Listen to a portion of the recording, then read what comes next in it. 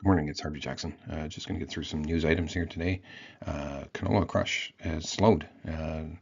You can see here that we've actually slipped to 87.7, and a lot of times you see that in the winter when it's really cold or a cold week or anything. Well, it's extremely warm this last week, a lot of the crushing capacity.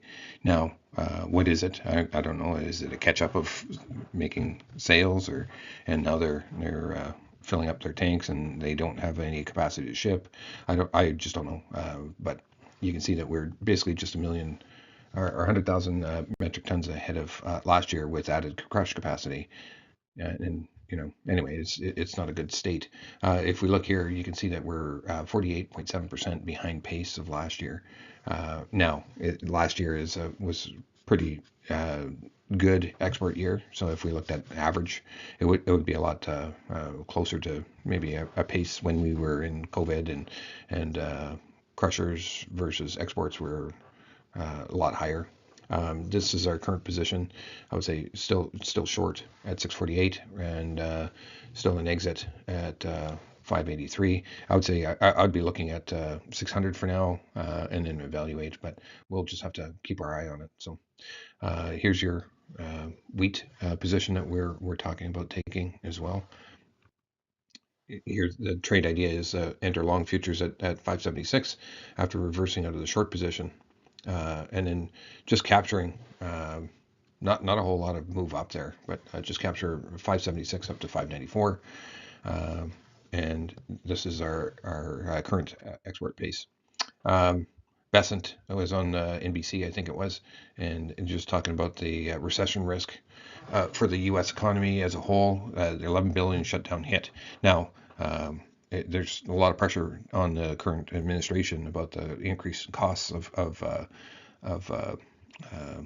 just products, and there's a lot of rhetoric that's tariffs. Well, I would say the same thing up here. Like, we have a lot of increased costs now. Is it all tariffs?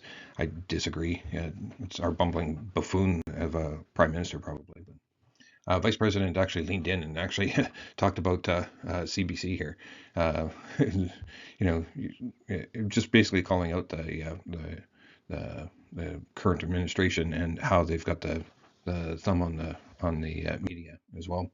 Carbon taxation is the largest fraud. This is put out by the Sask Rider Gal, um, and it's interesting to note that Canada's existing carbon absorption capacity is based on land area, and global carbon absorption average indicates that Canada is already absorbing 20 to 30% more CO2 than we admit, which uh, you know others have actually stated that as well, but our forest fires actually probably counter all of that as well. So you have to be careful with the statement as well, like that. But yeah, it would make a lot of sense to have the ability to put out those fires in the summer when we do get them.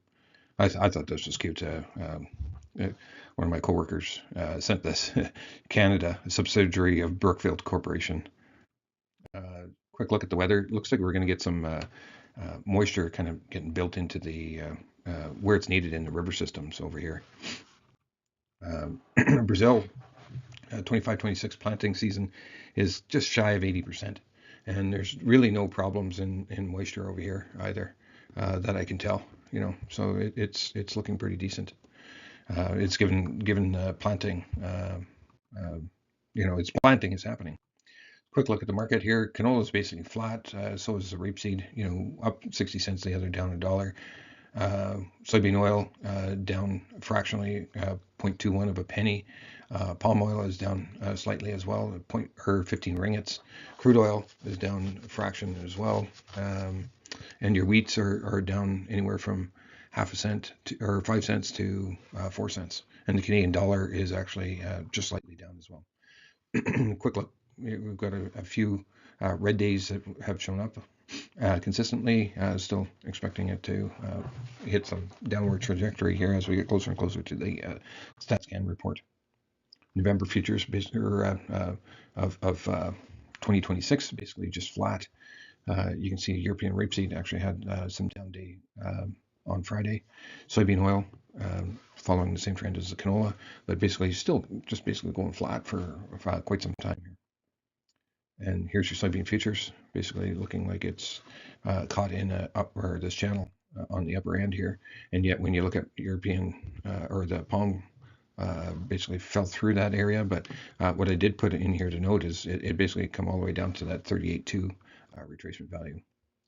Crude oil still in that downward channel going down. Canadian dollar at the bottom end of this channel on its way down, looking for some sort of support here. US dollar index pushing above that $100 index. Volatility, though, you can see that the VIX has actually increased, and your T-bonds have actually increased as well. Quick look at wheat. This is where we're suggesting to buy just to take advantage of a 20-cent move. 20 cents, whether we want to jump on that or not. I'm not leaning into that one too hard. Kansas, looks like we're in a downward channel following that trend line down. Same thing with the Chicago wheat, and your milling wheat seems to be following this trend line down as well. Quick look at meat here. Tyson Foods in southern Texas area is shutting, or Nebraska it says, sorry, shutting down because they just can't get the beef there. They can't get the animals there. Live cattle futures actually had a pretty good recovery, even though it continued to make new lows from quite a span of time here. Feeder cattle, same thing. Lean hogs, looks like we're trying to consolidate here. And then when you look at on the monthly chart, we've got a pivot point right where the market is, and then your 200-month moving average actually is right where the market is as well.